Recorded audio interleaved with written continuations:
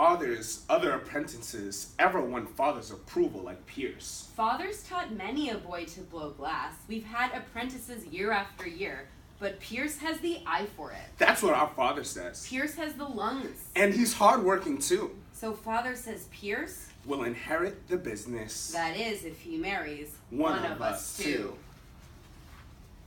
Mary, God help us! Pierce never speaks to us. Nose in the air and silent and rude. Even at supper time, Pierce doesn't talk. He crouches down low like a dog at his food.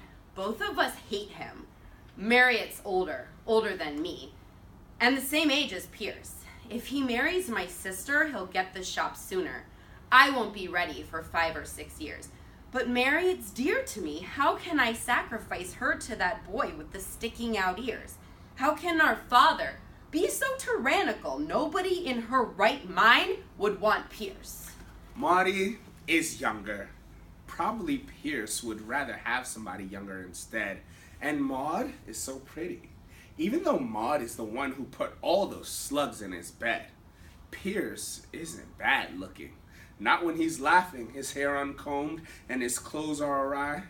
He'd look a lot better if only he smiled. But Pierce is an orphan. He's proud and he's shy. If I have to wed Pierce, I'll go out of my mind. It's not that I like him. It's just that he's kind of... The way that he scratches, the way that he peers at what he's scratched up.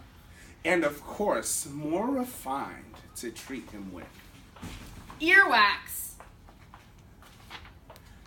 Courtesy. Grime from his skin. He's alone in the world, and I know that he's often been lonely. He's lousy.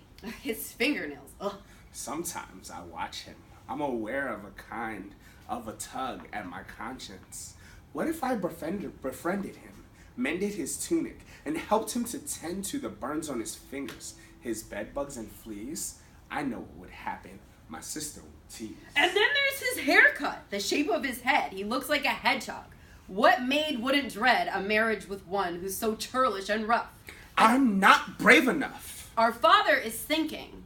I'm constantly shrinking. Of business and profit and shillings and cents. I should have more courage and follow my conscience, however Maud teases.